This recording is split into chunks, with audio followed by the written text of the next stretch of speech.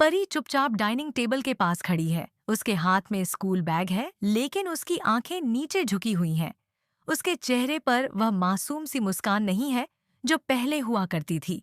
आज वहां सिर्फ झिझक और छुपा हुआ डर है। मीता टेबल पर बैठे बैठे चाय का कप रखते हुए उसे ऊपर से नीचे तक देखती है। मीता ताने भरी हल्की हंसी के साथ, परी, तुम आज फिर देर से आई हो? या फिर कहना चाहिए, तुम्हारा स्पेशल ट्रीटमेंट फिर से चल रहा है? परी कुछ नहीं बोलती। उसके हाथ बैग पर और ज्यादा कस जाते हैं। मीता बात आगे बढ़ाते हुए, वैसे भी जिन बच्चों के माँ बाप का भविष्य साफ नहीं होता ना, उनका रूटीन भी हमेशा उलझा हुआ ही रहता है। परी की आंखें भर आती हैं। वह पलकें झपकाकर आंसुओं को रोकने की कोशिश करती है। तभी अनुपमा की आवाज पूरे घर में गूंजती है, शांत लेकिन सीधी। अनुपमा, बस मीता। मीता थोड़ा चौंक कर मुड़ती है। मीता बनावटी मासूमियत से, अरे अनुपमा, मैं तो बस बच्ची को समझा रही थी। आजकल के बच्चे ना जरा ज्यादा ही सेंसिटिव हो गए हैं। अनुपमा धीरे धीरे परी के पास आती है। उसके कंधे पर हाथ रखती है। वह हाथ सिर्फ सहारा नहीं, एक दीवार जैसा लगता है। अनुपमा गहरी साफ आवाज में, सेंसिटिव बच्चे नहीं हुए हैं मीता। बेरहमी बढ़ गई है। मीता का चेहरा सख्त हो जाता है। मीता, मैं कोई गलत बात नहीं कह रही। अगर सच बोलना ताना है ना तो फिर। अनुपमा बीच में आंखों में आंखें डालकर, सच और ताने में फर्क होता है।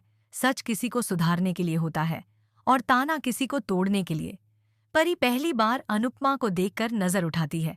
अनुपमा, परी से नरम आवाज में, परी बेटा, तुम्हें पता है सबसे बड़ी गलती क्या होती है?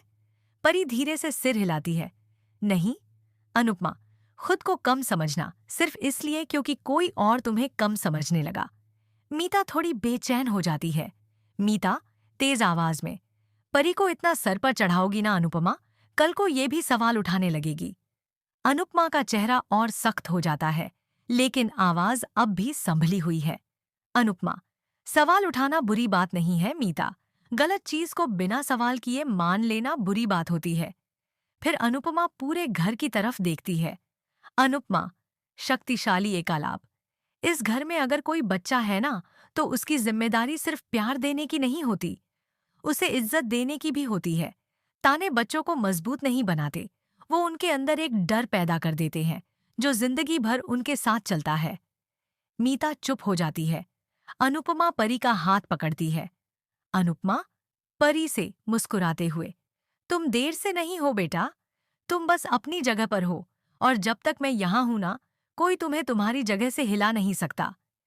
परी की आंखों से आंसू बहने लगते हैं, लेकिन इस बार वो आंसू कमजोरी के नहीं, सुकून के होते हैं। मीता नजरें चुरा लेती है।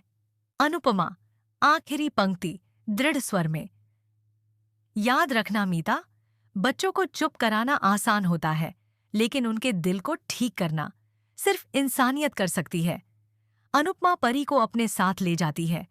परी के चेहरे पर धीरे धीरे हिम्मत वापस लौट आती है।